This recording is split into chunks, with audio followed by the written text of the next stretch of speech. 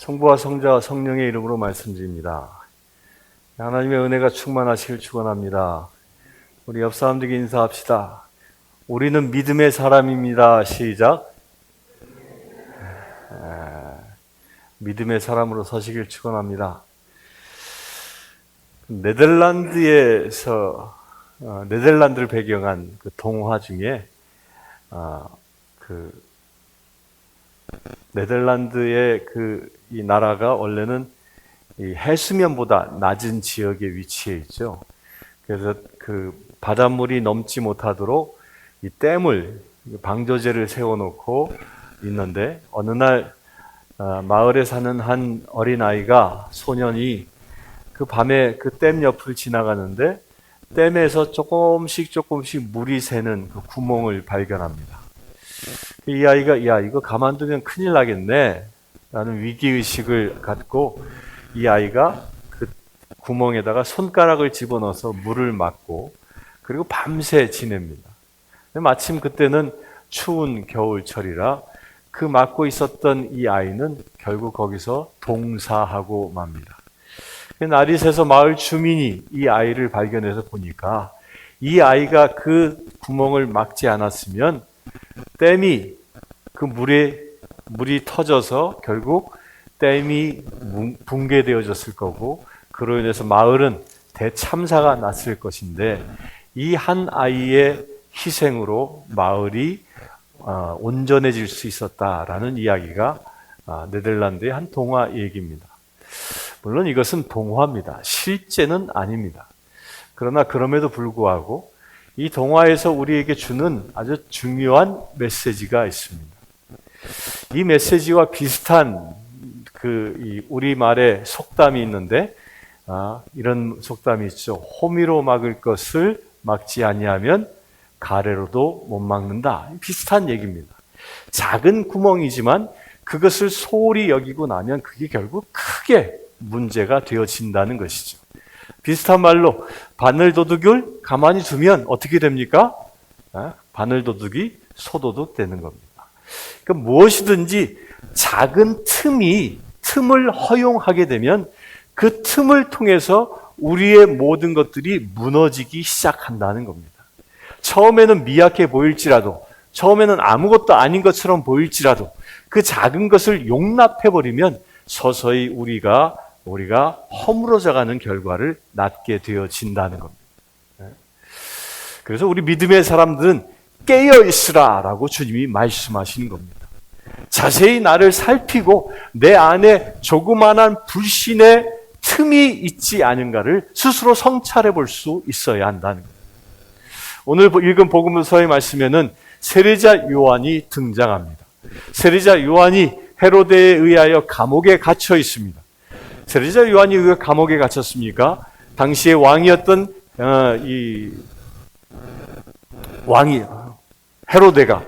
헤로데가 자기의 이 제수 씨와 결혼한 것을 놓고 그 올바른 소리를 하죠. 그것은 간음한 일이다, 잘못된 것이다 라고 고발을 하니까 이 헤로데 왕이 세례자 요한을 감옥에다 가두어 놨습니다. 그 갇힌 감옥은 사해 인근의 마케루스라는 그 요새라는 감옥에 가두어 놨습니다. 그런데 이 세례자 요한이 감옥에 갇힌 다음에 심경의 변화가 일어나기 시작합니다. 세례자 요한은 어떤 사람이었습니까? 그는 감옥에 갇히기 전에 이미 예수를 만난 사람입니다. 요단 강가에서 세례를 베풀며 구원의 복음을 선포한 사람입니다. 주의 길을 예비하여 예수 그리스도에게 세례를 베풀었고, 예수 그리스도가 세례를 받고 나올 때 비둘기 형상으로 성령이 그에게 임하시는 것을 그가 목격했습니다. 그리고 예수님이 지나가는 것을 보고, 보라! 우리를 구원할 메시아이시다. 나는 그의 신발끈을 풀어드릴 만한 자격도 없는 사람이다 라고 하면서 예수 그리스도가 우리가 기다렸던 구약에서 예언한 메시아임을 만천하에 선포한 사람이었습니다. 그렇게 강한 믿음을 가지고 만천하에 예수님이 그리스도이시다라고 선포했던 세례자 요한이 감옥에 갇히고 나서 심경의 변화가 일어나기 시작한 겁니다. 감옥에 갇혀 보니까 내가 세상의 메시아라고 선포한 저 예수가 진짜 우리가 기다리는 메시아 맞아? 이런 의심이 그 안에 들기 시작한 것이죠. 왜 이런 의심이 들었을까요? 저는 이 말씀을 묵상하면서요, 세례자 요한의 그 인간됨을 볼 수 있습니다. 지금 현재를 살아가고 있는 우리 인간이나 세례자 요한이나 조금도 다르지 않은 그 인성을 발견합니다. 그게 무엇이냐면요, 믿음은요, 믿음이 좋고 나쁘고 믿음이 강하고 연약함은 어떻게 알 수 있겠습니까? 평온무사할 때는요, 우리가 믿음이 좋은 사람인지 믿음이 연약한 사람인지 구분되지 않습니다. 언제 우리의 믿음이, 나의 믿음이 조금도 흔들림이 없는 굳건한 반석 위에 서 있는 믿음인지, 아니면 모래사장 위에 세워놓은 헛개비와 같은 믿음인지를 알 수 있겠습니까? 그것을 알 수 있는 때는요, 내가 시련 가운데 서 있을 때 이것이 드러나는 것입니다. 내가 시련과 어려움과 역경 속에 있을 때, 그 시련과 역경 속에서도 나를 인도하시는 분은 하나님이시요, 나의 구세주는 예수 그리스도이시고 나를 돕는 자 그 성령 하나님이 나와 함께 하신다는 믿음이 있다면, 그리하여 희망을 버리지 않고 살아가고 있다면, 그리하여 시련과 환난과 역경 속에서 좌절하지 않고 있다면 그는 믿음의 사람. 그러나 조그만한 시련이 오고 역경이 왔을 때, 내가 기도하였으나 바로 응답되어지지 아니할 때, 그럴 때 정말 하나님 계신 거야, 정말 예수께서 나를 구원하신 거야, 성령님은 보혜사 곧 나를 돕는 분이라 했는데 성령님이 진짜 나를 돕고 계신 거야, 나는 이런 의심이 들고 있다면 그런 사람들을 보고 믿음이 연약한 자라 얘기합니다. 예수님은요, 우리의 그 믿음에 대하여 이렇게 정의합니다. 믿음이 크냐 적냐를 놓고 판단하지 않습니다. 예수님은 믿음에 대해 어떻게 얘기합니까? 너희가 겨자씨만한 믿음이 있다면 이 산을 옮겨 저 바다로 옮겨지라 할지라도 그대로 될 것이라고 얘기합니다. 이 예수님의 말씀인 거예요.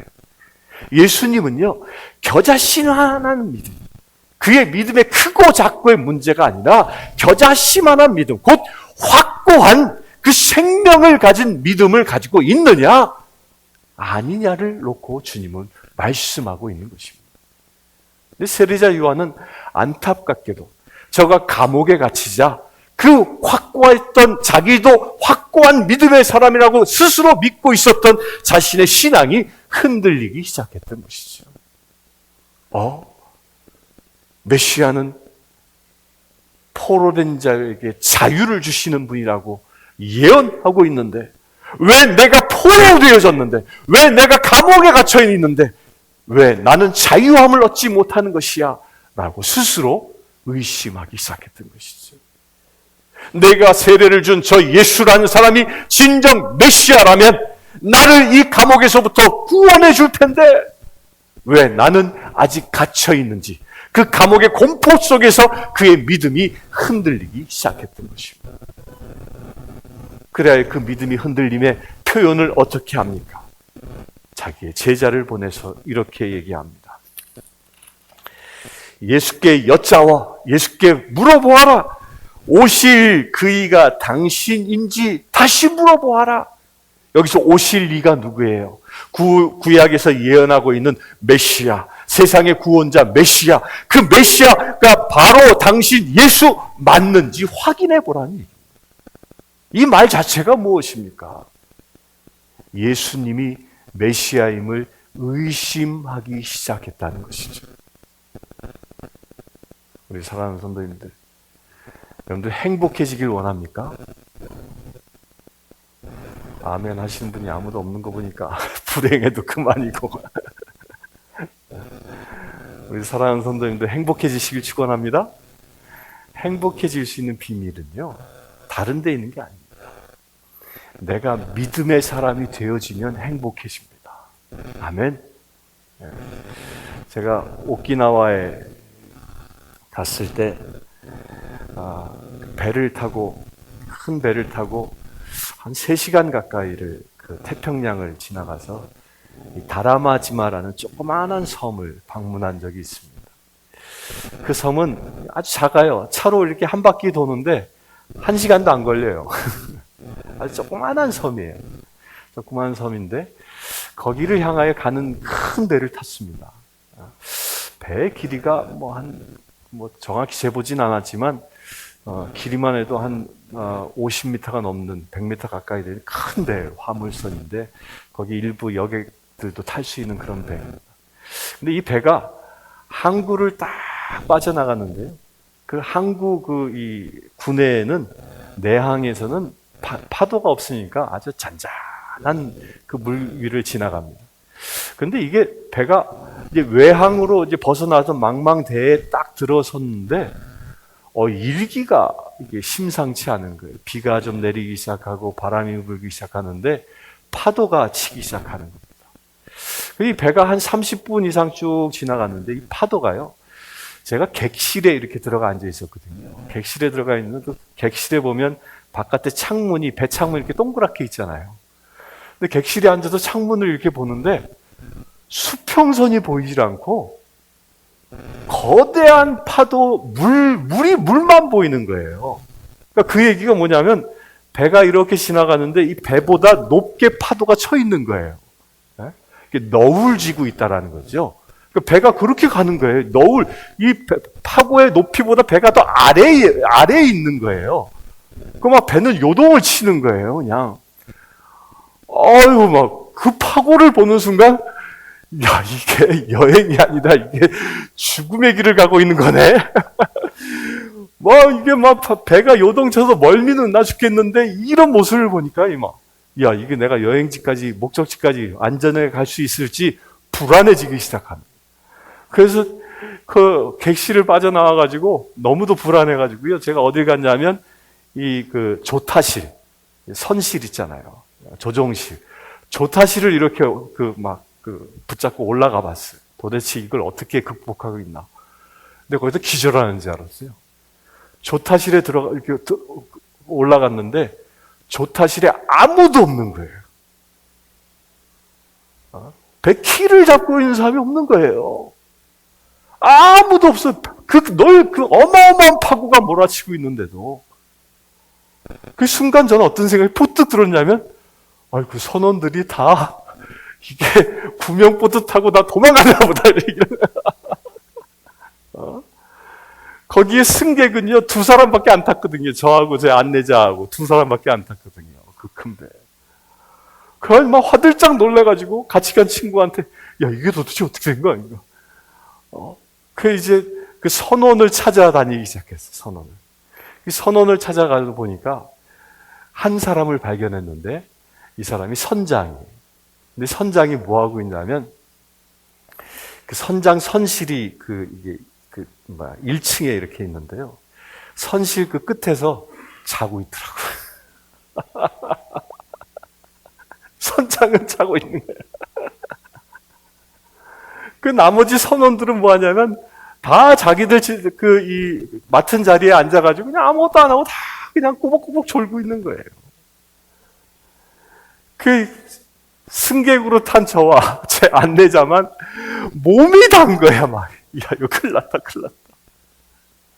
그래서 그 안내원 보고, 이 상황이 이런데 왜 당신 자고 있는지 깨우라고 저 선장은. 깨워서 좀 선실에 가라고. 막 제가 야단을 쳤더니 이 친구가 자고 있는 선장을 막 흔들어 깨운 거야. 깨워서, 아니, 선장님, 지금 상황이 이런데 어떻게 잡니까? 그랬더니 이 선장이 딱 하는 말이 뭐냐면, 잠에서 뜯 깨더니 아주 귀찮다는 듯이 뭐라 하냐면, 목적지까지 잘 갈 거야. 염려하지 마. 자동 항법 장치를 켜놓은 거예요. 자동 항법 장치를 켜놓으니까 이 배가 자동 항법 장치에 의해서 그 엄청난 파고도 알아서 넘어간다는 거예요, 그냥. 그러니까 이 선장과 그 선원들은 그 믿음이 있으니까 그 엄청난 파고가 몰아쳐도요, 이것은 편안한 안식처와 같이 편히 쉴 수 있었던 거지. 그런데 그 자동 항법 장치를 알지도 못하고 또 그 기능을 믿지 못한 저희는요, 저하고 같이 간 친구는 그 배 중간에 서가지고 주여! 그냥 별의별 생각이 다 드는 거야. 예수님께서 이 갈릴리 호수를 건너갈 때 큰 파도가 치니까 뭐라고 했어요? 파도야 잠잠하라. 또 그 얘기는 또 생각이 나가지고 또 외쳐보기도 하고 응답이 없는 거야. 막 외쳐댔는데 예수님이니까 그 남자는 난 믿음이 없나. 그렇게 근 3시간을 그렇게 갔어. 3시간. 배가 어떻게 갔을까요? 배가 난파됐을까요? 배는 목적지에 안전하게 귀향했습니다. 그 배에서 내리면서 제가 이런 생각했어요. 제일 첫째는 회개했어요. 믿음이 없는 자야. 그 배가 안전하게 데려다 줄 거라는 그 확고한 믿음을 가진 그 선원들은 그 3시간의 시간이 편안한 쉼의 시간이었지만 믿음이 없는 저의 동료는 그 3시간의 시간이 지옥과 같은 시간이었던 거죠. 똑같은 환경에서 살아가도요, 우리가 나를 인도하시는 분, 그분이 예수 그리스도이시고 나의 삶을 축복하시는 분이 예수 그리스도이시다라는 그 믿음이 있다면 세상이 아무리 험한 파고 우리에게 몰려온다 할지라도 우리의 삶은 행복해질 수 있는 것입니다. 그렇게 되시길 축원합니다. 그런데 세례자 요한이 이 믿음이 없었던 거예요. 그가 감옥에 있으면서 너무도 불안했던 것이죠. 그러면서 그분이 메시아인지에 대한 그 믿음이 흔들렸던 것입니다. 이렇게 믿음이 흔들리는 세례자 요한에게 예수님은 뭐라고 대답을 하십니까? 이렇게 대답합니다. 맹인이 보며 못 걷는 사람이 걸으며 나병 환자가 깨끗함을 받으며 못 듣는 자가 들으며 죽은 자가 살아나며 가난한 자에게 복음이 전파된다 하라. 믿음이 없는 세례자 요한에게 주신 말씀입니다. 자, 이 말씀에 동사들만 딱 골라서 보면요, 이 예수님의 말씀이 무엇인지 분명하게 드러납니다. 뭐 하라고요? 보라. 왜 보지 못하냐? 맹인처럼. 보라. 무엇을 보는 거예요? 우리 아까 장로님이 기도 중에 말씀하신 기도한 것처럼 거센 파고의 너머에 있을, 그 너머에 있을 축복을 보라는 것이죠.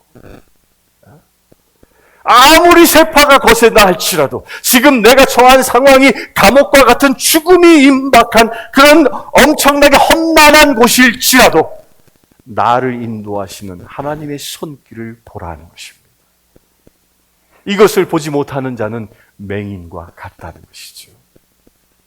우리 사랑하는 성도님들, 보시길 축원합니다. 볼 수 있게 되어지길 축원합니다. 그러면서 뭐예요? 못 걷는 자가 걷게 걸으라는 것이죠. 이게 왜 걸으라고 말씀하셨습니까? 믿음이 있는 자는 나아간다는 거예요. 그러나 믿음이 없는 자를 보고 실족한 자라 하죠. 실족이라는 말이 뭐예요? 넘어졌다는 거예요. 쓰러졌다는 거예요. 걷지 못한다는 거예요. 따라서 믿음이 없는 자는요, 주저앉아서 원망만 하고 살아가는 것이 믿음이 없는 자예요.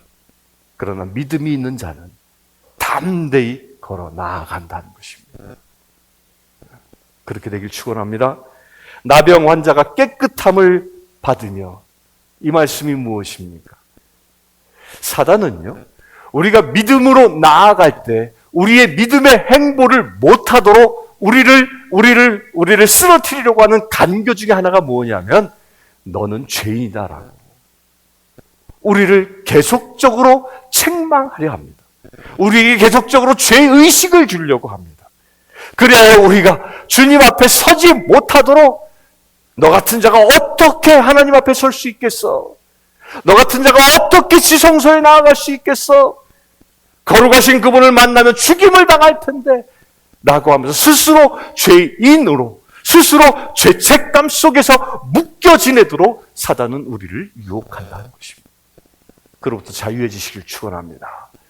우리가 아무리 죄 가운데 있다 할지라도 우리가 주님의 십자가 앞에 선다면 나병 환자를 깨끗하게 하시는 것처럼 그 죄로 인하여 허물어진, 그 죄로 인하여 병든 그 육신을, 나병 환자를 예수 그리스도께서 깨끗하게 하신 것처럼 우리의 육과 영의 모든 죄의 허물과 그 상처들을 주께서 보혈로 씻어 주시는 것입니다. 이것을 믿으시길 축원합니다. 이 믿음이 있어야 하는 것이죠. 그렇게 깨끗함을 입은 자에게 주님은 또한 얘기하십니다. 뭐라고 얘기합니까?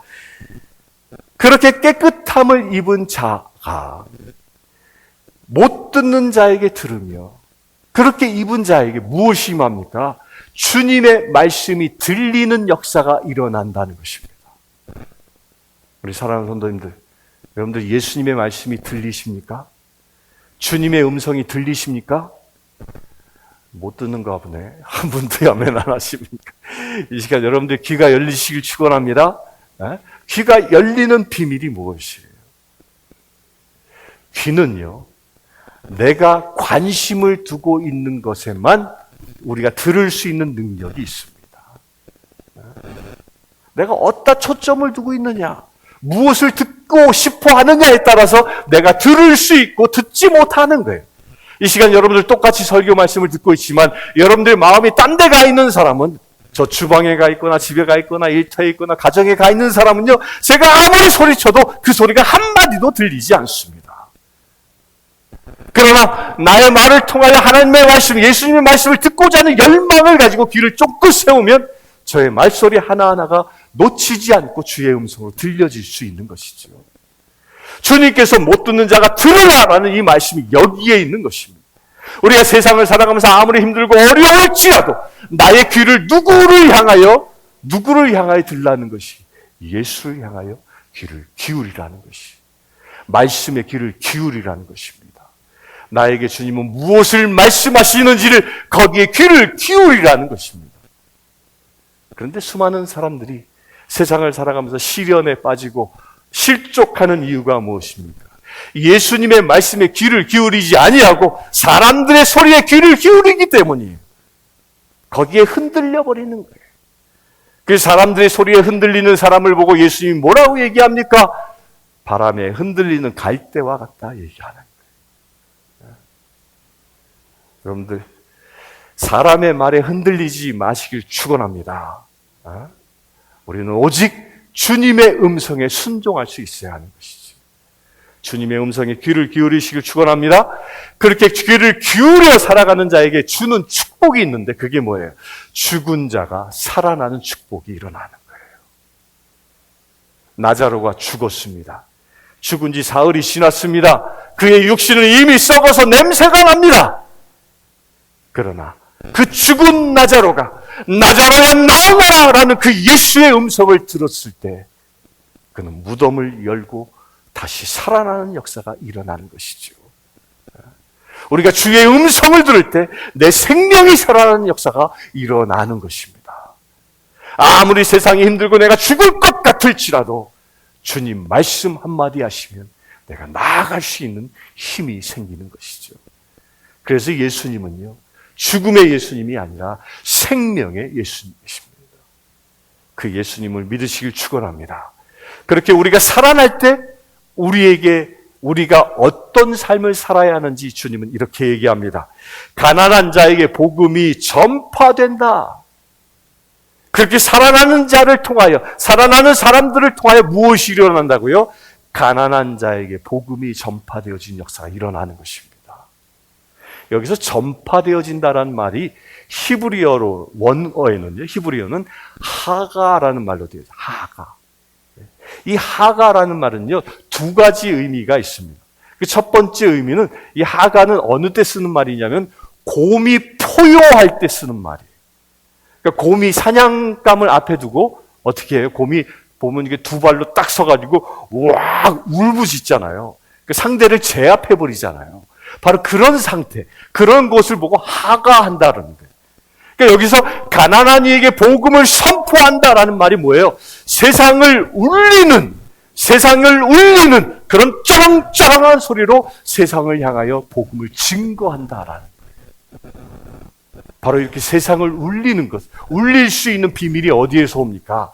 내가 주의 음성을 듣고 내가 주님을 만나고 내가 온전히 치유되어져 내 영이 살아난 자 되어졌을 때, 그럴 때 세상을 향하여 포효할 수 있는 능력이 생긴다는 것입니다. 우리 사랑하는 성도님들, 우리는 세상에 묶여 지내는 존재가 아니라 세상을 향하여 호령하는 존재임을 믿으시길 축원합니다. 세상을 붙잡고 있는 악한 영의 그 사슬을 끊기 위하여 우리가 명령하는 존재임을 믿으시길 축원합니다. 이게 가난한 자에게 복음을 증거하는 것입니다. 세상에 묶여 가난 속에서 신음하고 있는 자들에게, 그들에게 해방을 선포하는 그 복음의 능력이 여기에서 나타나는 것이죠. 이것이 예수님이 우리에게 주시는 복음의 축복인 것입니다. 이것을 온전히 받으시길 축원합니다. 세례자 요한은 그에 대한 믿음이 없었던 것이죠. 그에 대한 믿음이 없었기 때문에 예수님이 너희가 무엇을 보려고 광야에 나갔더냐? 바람에 흔들리는 갈대냐? 요한 보고 그렇게 얘기하는 거예요. 요한아, 너 왜 바람에 의하여 흔들려버리는 갈대처럼 이랬다 저랬다 하냐? 우리도 비슷하지 않습니까? 내가 생각한 바대로, 내 계획대로 뭔가 잘 돼가면 너무 행복해하고 너무 즐거워하고 믿음이 충만한 것 같다가 조금만 시련이 오고 내 생각대로 이루어지지 않고 어려움이 오면 정말 예수님 계신 거야 이러면서 내가 그토록 열심히 기도했는데 응답되어지는 것이 조금도 확인되어지지 않으면 예수님 정말 살아계신 거야, 내 기도 들으신 거야 라고 하면서 불신하는 우리의 모습이 있다면, 그런 모습을 보고 예수님 뭐라고 해요? 흔들리는 갈대와 같다.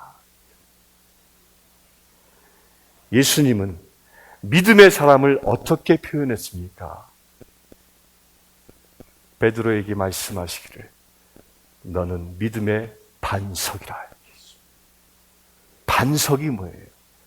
아무리 태풍이 불어도 비바람이 몰아쳐도 조금도 요동치 아니하는 것이 반석인 것입니다.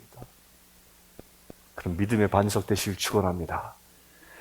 그러면서 예수님은 세례자 요한에 대하여 한마디 더 하십니다.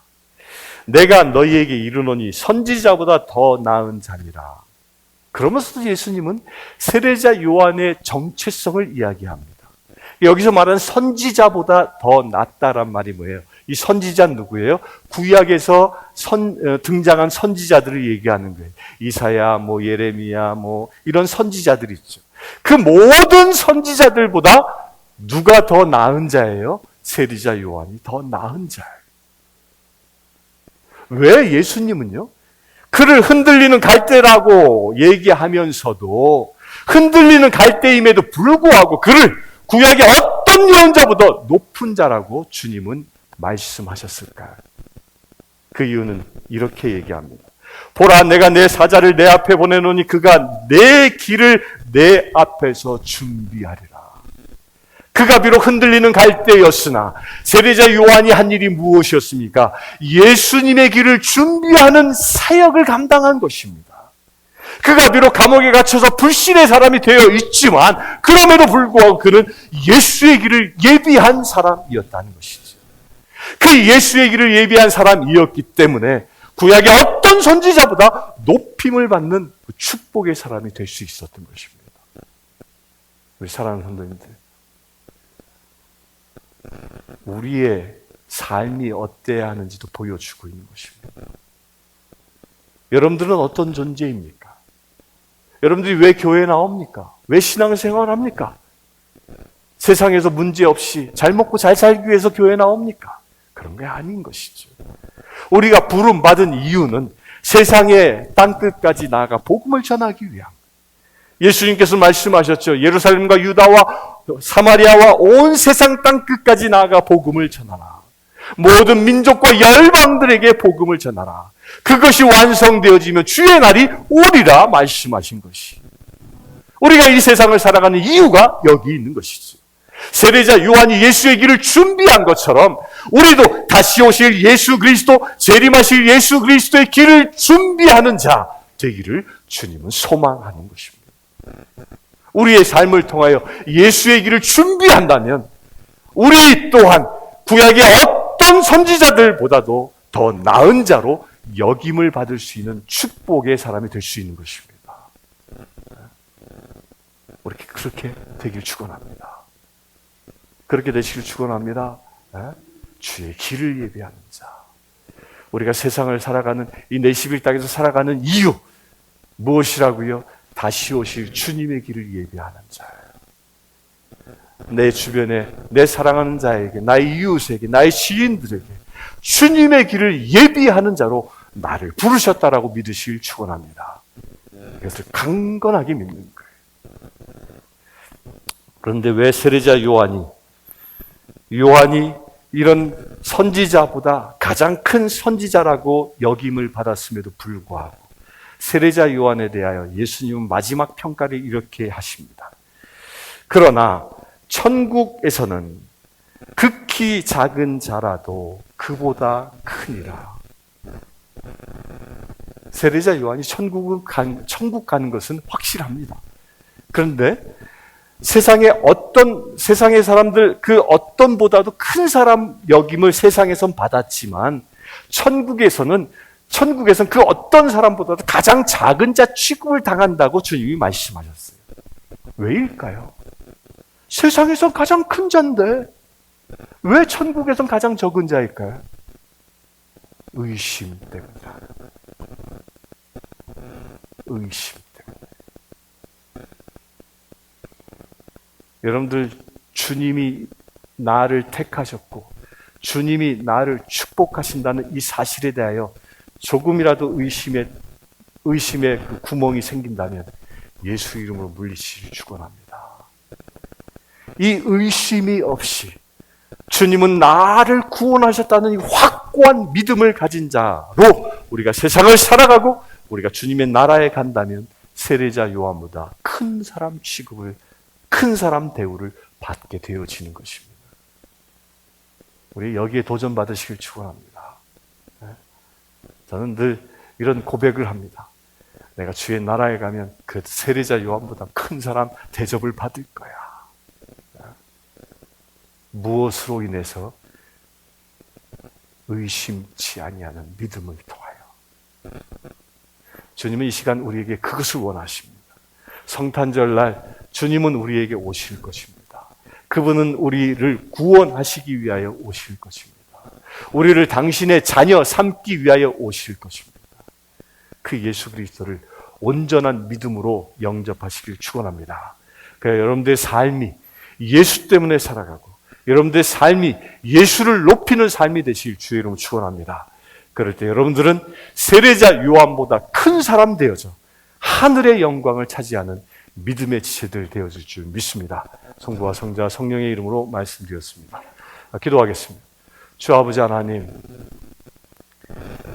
우리의 삶이 흔들리는 갈대가 되지 아니하고 반석과 같은 믿음의 삶이 되어지길 원합니다. 오직 주님이 주신 대로 말씀대로 나아갈 수 있는 믿음의 새 되어지길 원합니다. 주님, 여기에 사랑하는 귀한 지체들 머리 위에 주님 이 시간 기름 부어 주시옵소서. 우리 안에 불신의 것들이 있었다면, 우리 안에 악한 것들이 주는 사단의 꼬드김들이 있었다면 그 모든 것들이 예수 그리스도의 보혈로 씻어지게 하여 주시옵소서. 성령의 기름 부으심으로 새 능력을, 새 믿음으로 무장할 수 있는 귀한 믿음의 지체들 되게 하여 주시옵소서. 예수 그리스도의 이름으로 기도드리옵나이다.